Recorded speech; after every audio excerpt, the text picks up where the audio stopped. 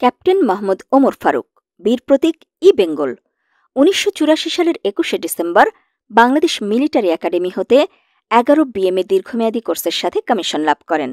তিনি পার্বত্য চট্টগ্রামের ৩০ ই বেঙ্গল ইউনিটে কর্মরত থাকাকালীন ১৯৯১ সালের ২০ এপ্রিল গোপন সূত্রে জানতে পারেন যে শান্তি বাহিনীর সশস্ত্র গ্রুপের একজন নেতা ওই দিন দিবাগত রাতে জনতাপাড়া এলাকার কারবারির বাড়িতে রাত্রি যাপন করবে।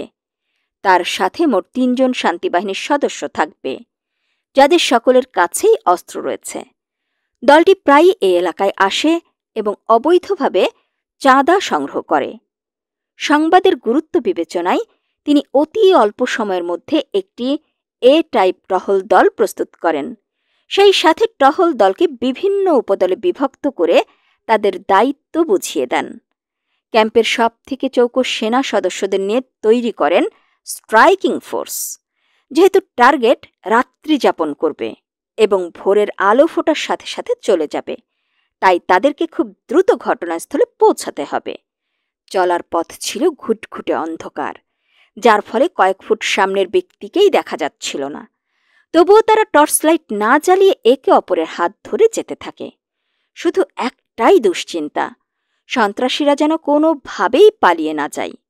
ভোরের দিগন্তরেখা সাদা হওয়ার পূর্বেই তাদের লক্ষ্যবস্তুতে যে কোনো মূল্যে পৌঁছাতে হবে। অবশেষে রাত ৩:৩০টায় টহল দলটি লক্ষ্যবস্তুর প্রায় ১-২ কিলোমিটার সন্নিকটে পৌঁছায় এবং ক্যাপ্টেন ফারুক বাইনোকুলার দিয়ে দেখে লক্ষ্যবস্তু শনাক্ত করেন। ইতোমধ্যেই পুরো টহল বেশ ক্লান্ত। সবাই ৫ মিনিটের বিরতি প্রার্থনা করে। কেউ যেন ঘুমিয়ে না পড়ে, এই শর্তে ৫ মিনিটের বিরতি দেওয়া হয়। দিগন্তরেখা সাদা হওয়ার সাথে সাথে কারবারির ঘর নিয়মানুযায়ী ঘেরাও করে তল্লাশি চালানো হয়। কিন্তু দুষ্কৃতিকারীদের পাওয়া যায় না, শুধু পাওয়া যায় একজন পাহাড়ি নারীকে। জিজ্ঞাসাবাদে জানা গেল যে ওই রাতে দুষ্কৃতিকারীরা আসেনি।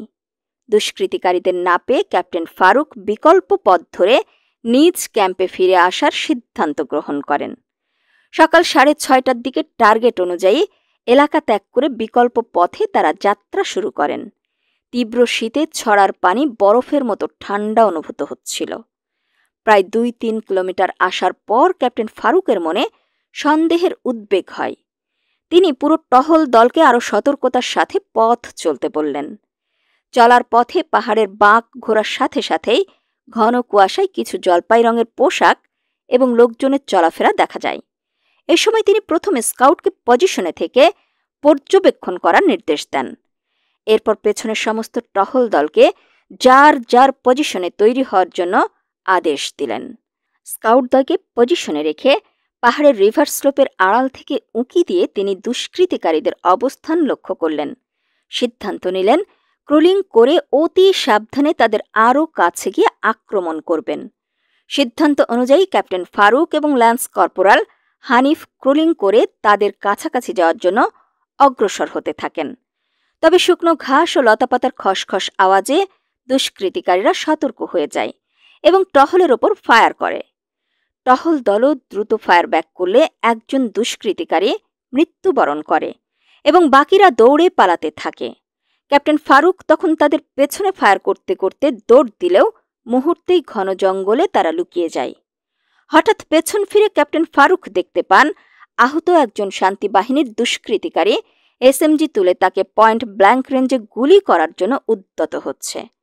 ক্যাপ্টেন ফারুক সাথে সাথে তার অস্ত্র কেড়ে নেন এবং গ্রেফতারপূর্বক ক্যাম্পে নিয়ে আসেন। এরপর চট্টগ্রাম সেনানিবাসের হাসপাতালে আটককৃত দুষ্কৃতিকারীকে ভর্তি করা হয়। পরবর্তীতে জানা যায় তিনি শান্তি বাহিনীর সশস্ত্র গ্রুপের একজন উচ্চপদস্থ নেতা। পরবর্তীতে ১৯৯১ সালের ১৫ই আগস্ট তৎকালীন মহামান্য রাষ্ট্রপতি ক্যাপ্টেন মাহমুদ ওমর ফারুককে বীর প্রতীক খেতাবে ভূষিত করেন।